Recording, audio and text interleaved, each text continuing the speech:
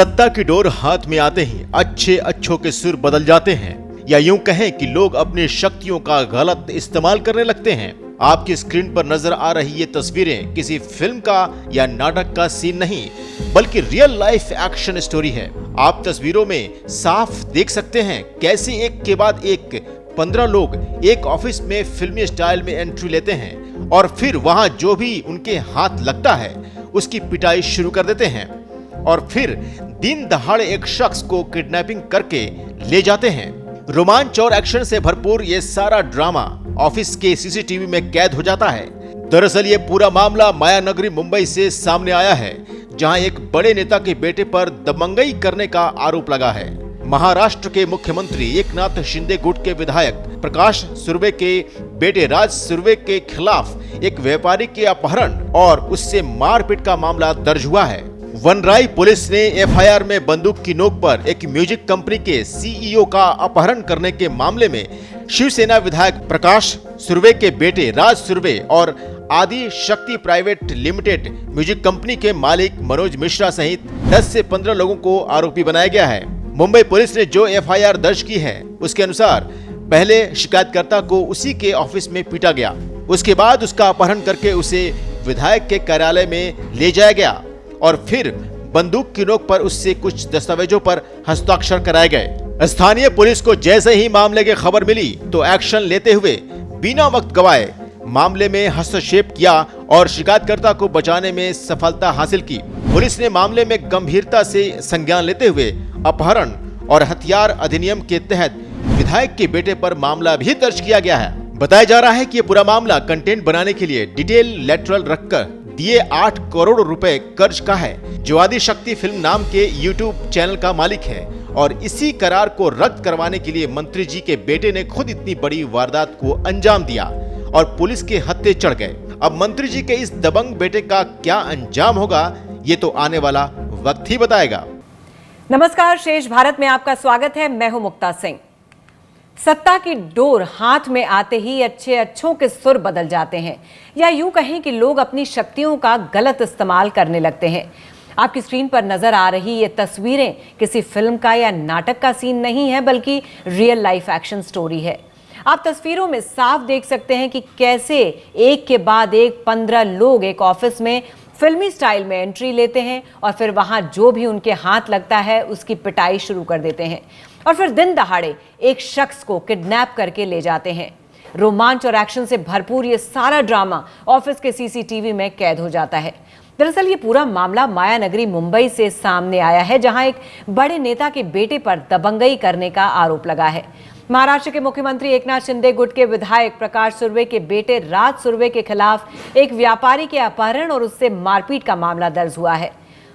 वनराई police ने FIR में बंदूक की नोक पर एक म्यूजिक कंपनी के सीईओ का अपहरण करने के मामले में शिवसेना विधायक प्रकाश सुर्वे के बेटे राज सुर्वे और आदि शक्ति प्राइवेट लिमिटेड म्यूजिक कंपनी के मालिक मनोज मिश्रा सहित 10-15 लोगों को आरोपी बनाया है।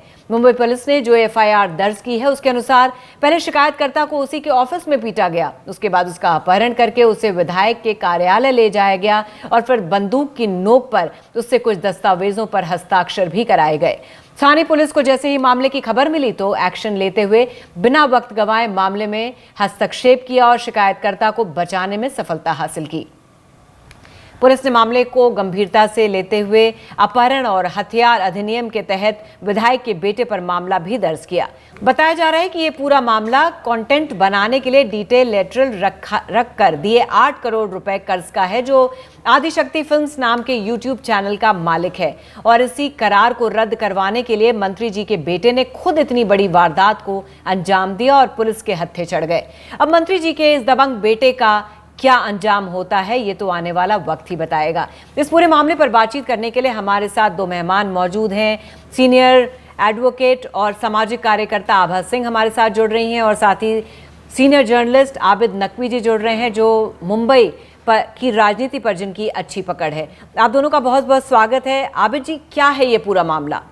मुक्ता जी, दरअसल ये कल जो है ये यहाँ पे एक म्यूजिक कंपनी है गोरेगांव ईस्ट में, वहाँ के राजकुमार सिंह जी हैं, उस म्यूजिक कंपनी के सीईओ हैं और उनका किसी दूसरी म्यूजिक कंपनी के मालिक मिश्रा, मनोज मिश्रा के साथ कुछ लेन देन, लोन उनको दिया था, बताते हैं 8 करोड़ का लोन दिया था, जिसको लेके बातचीत चल रही थी और मनोज मिश्रा उसको टाल मटोल कर रहे थे। तो इसके ऊपर उन्होंने कहा कि भाई आपके साथ एग्रीमेंट हुआ है तो उसको आप वो दीजिए। तो वो पीछे हट रहे थे उससे, उस सौदे से। ये बातचीत पहले ही से चल रही थी, ये 1 साल पहले उनका सौदा हुआ था।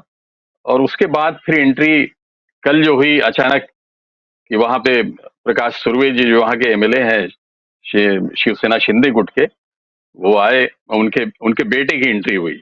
उनके बेटे ने उससे पहले उनको फोन किया और फोन करके ये कहा कि मैं मैं तुम्हारा बाप बोल रहा हूँ, और ये करके इस तरह से लैंग्वेज उन्होंने इस्तेमाल की। और उन्होंने कहा भाई कब मिल सकते हो, तुम मेरे ऑफिस आओ। तो उन्होंने 2-3 दिन का आगे का टाइम दिया।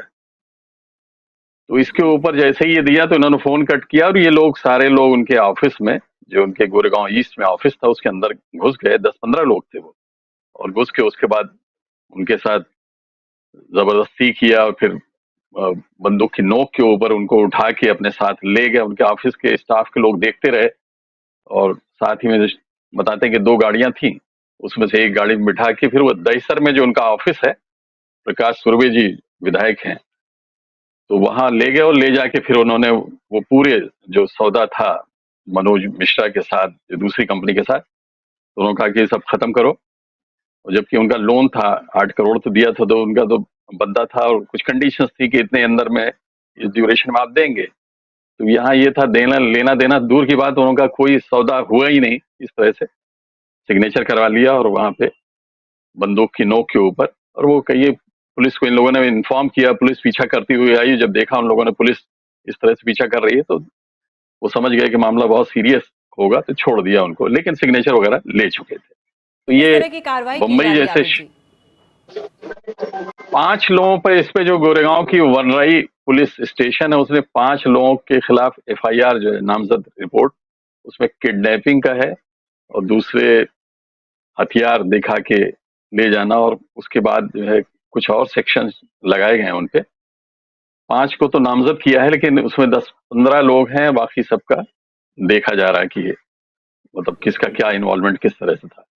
तो 15 में से 5 तो लोगों को नामजद किया है। आभा जी, सीएम के नजदीकी एमएलए के बेटे और उसके गुर्गों ने खुलेआम मुंबई में एक बिजनेसमैन को बंदूक की नोक पर उठा लिया।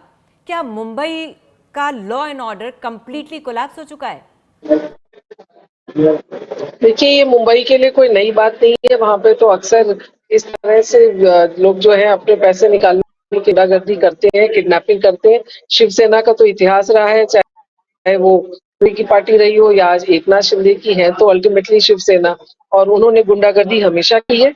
लेकिन प्रॉब्लम जो है कि पुलिस ने टेक दिए हैं नेताओं के सामने, और शायद इसी वजह से कि एक सिटिंग पार्टी के एमएलए का बेटा इस तरह गुंडागर्दी कर एक बिजनेसमैन को ले गया। और अगर उसके 8 करोड़ रुपए बनते थे, सिविल मैटर है और इसके लिए उनको सिविल सूट फाइल करना चाहिए था, ना कि हाथ में लेना चाहिए था।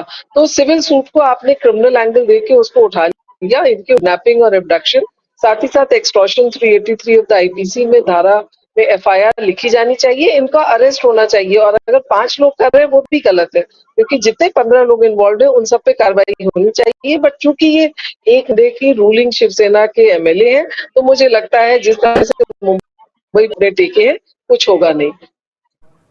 तो आभा जी, मैं सीधे सीधे आपसे सवाल कर रही हूँ और उम्मीद कर रही हूँ कि आप भी सीधे सीधे जवाब देंगी बिना कोई वर्ड्स मिन्स किए। कि ये जो चीज हुई है, तो क्या सवाल सीएम पर और उनकी वर्किंग पर नहीं पूछा जाना चाहिए?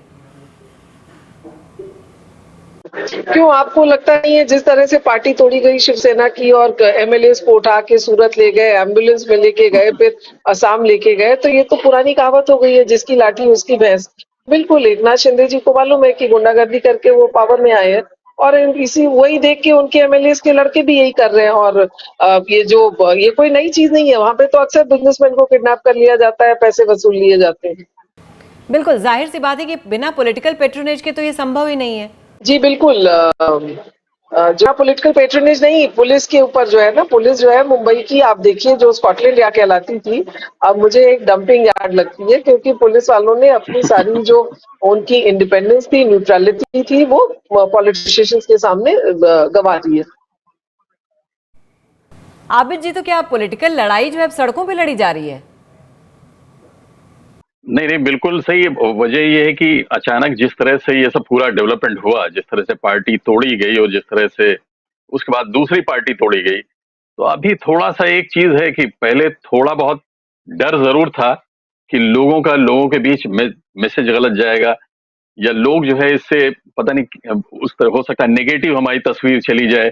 तो थोड़ा पॉलिटिकल पार्टीज भी लिहाज करती रही, और वो करीब करीब थोड़ा सा था कि शिवसेना, जैसा आबाजी ने कहा कि शिवसेना थोड़ा मशहूर थी, लेकिन हर इशू में एंट्री नहीं करती रही शिवसेना। शिवसेना कभी कभी कॉमन कॉज को लेके भी आगे बढ़ती रही। तो ठीक है कि उनका एक मसल पावर वाला था, लेकिन अभी अचानक बढ़ गया। आप देखें, ये तो केस हुआ कल का, जिस तरह से अब राजकुमार जी का, उन्हीं का पैसा था, उन्होंने दिया था 8 करोड़, और उल्टे उनका पैसा न देना, और बल्कि उन्होंने दिया भी नहीं, और देने न देने का ये भी है कि वहां से लेके आ गए कि अब अगर मांगोगे तो ये कर देंगे, वो कर देंगे। तो साथ ही जलगांव में अभी केस हो गया। संदीप महाजन नाम के एक पत्रकार थे, उन्होंने वहां पे एक 8 साल की लड़की के साथ रेप और उसका मर्डर हुआ, तो सीएम उसकी फैमिली से मिलने के लिए गए, उनको दिलासा देने के लिए। तो उसके ऊपर रिपोर्ट उन्होंने बनाई कि क्या दिलासा, इसका कहीं कुछ मिलने वाला नहीं है। बस ये लिखना था कि संदीप महाजन को कल जो है उनके यही शिवसेना शिंदे ग्रुप के लोगों ने, अब तो जिस तरह से कहा जा रहा है कि बल्कि उनके गुंडों ने, एक तरह से उन लोगों ने उनको दिन दहाड़े मारा। उनको स्कूटर से जा रहे थे, घेर के उनको गिराया, और गिरा के जूते चप्पल और जिस तरह से मारा है, तो ये बड़ी ही शर्मनाक दर्दनाक भी है कि आप वीडियो देखें। आजकल अच्छी एक चीज हो गई कि पहले लोग मुकर जाते रहे, लेकिन एक कम से कम ये है कि डिजिटल मीडिया और जो जिस तरह से बढ़ा है, ये सीसीटीवी वगैरह का हर जगह पहुंच उसकी, तो कुछ चीजें तो खुद ब खुद अब बयान करती हैं कि आप क्या कह रहे हैं और क्या लोग जो है उससे बोले। तो कुल मिला के थोड़ा सा ये जो गवर्नमेंट आई है, हमें लगता है कि कहीं ना कहीं जैसे जो बदनाम स्टेट हुआ करती रही, बिहार के लिए कहा जाता रहा बाहुबली, और फिर ईस्टर्न यूपी वगैरह के इलाकों के लिए कहा जाता रहा बहुत बाहुबली वगैरह, लेकिन अभी तो बड़ा कॉमन सा यहाँ भी बढ़ता चला जा रहा। आप और केस के ऊपर देखें, जिस तरह से कहीं कोई नैतिकता नहीं है, न कोई जो कहते हैं लोकतंत्र में लोगों की आवाज, तो कहीं कहीं बिल्कुल, सब जैसा चीज जो है धीरे धीरे धीरे। आगा जी ने कहा कि शिवसेना इस तरह की चीजें करती आ रही है, और अब तो लग रहा है कि सत्ता का नशा सर चढ़कर बोल रहा है। बहुत ज्यादा, बहुत ज्यादा। आप देखें, बीच बीच में उनके वीडियोस वायरल हुआ करते हैं। कई चीजें हैं जो उनके अंदाज हैं, जो बातचीत का, कई एमएलएस का जो अंदाज है, वो लगता ही नहीं कि लोगों के प्रतिनिधि हैं। वो लगता है कि नहीं साहब, वो मसल पावर वाले, वो अपनी बदौलत चुन के आए हैं, जनता ने उनको नहीं चुना है, जनता से उन्होंने अपने को जबरदस्ती चुनवाया है। तो इस तरह की चीजें जो है आमतौर से कई बार वीडियो जो आते हैं लोगों के, एमएलएस के या जो भी रिप्रेजेंटेटिव हैं, तो अजीब सा लगता है कि क्या किस तरफ जो है लोकतंत्र को लेके जाने की कोशिश चल रही है इनके द्वारा, इन लोगों के जरिए से। तो और आपको उसमें क्या लग ये रहा है किस तरह की पार्टी बहुत कार्रवाई ही आगे होनी जा रही चाहिए है। आबिद जी, जिस तरह से कि मुंबईकरों का जो कॉन्फिडेंस है वो सरकार में वापस आए, और पुलिस को किस तरह की कार्रवाई करनी चाहिए जिस तरह की एक मैसेज जाए कि इस तरह से आगे नहीं होना चाहिए?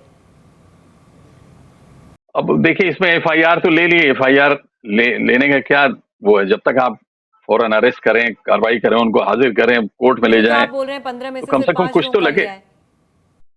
हाँ, वो लिया है, तो उनको भी अरेस्ट वगैरह अभी तक नहीं की।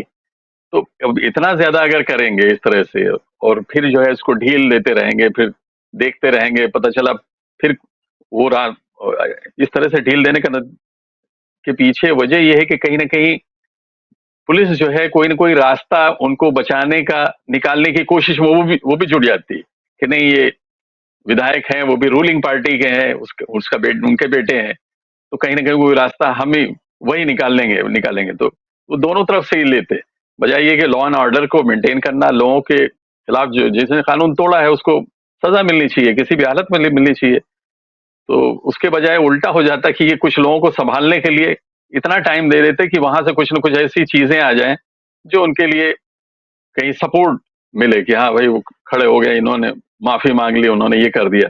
ये तो कहिए कि सीसीटीवी में सब कुछ आ गया, अब मजबूर हैं, वरना अगर ये सब ना आता तो हो सकता है कि ये सब इस तरह की कोई एक्शन देखने को भी नहीं मिलते। बिल्कुल। चलिए आबिद जी, बहुत बहुत शुक्रिया हमसे जुड़ने के लिए। आभा जी का भी बहुत बहुत शुक्रिया। हालांकि इस वक्त वो हमारे साथ नहीं है, एयरपोर्ट पे थी, शायद नेटवर्क का कुछ प्रॉब्लम था तो फोन डिस्कनेक्ट हो गया। बहुत बहुत शुक्रिया आप दोनों का। थैंक यू, बहुत बहुत धन्यवाद। श्रेष्ठ भारत पर खबरों से जुड़े रहने के लिए चैनल को सब्सक्राइब करें, बेल आइकन दबाएं और देखते रहें श्रेष्ठ भारत।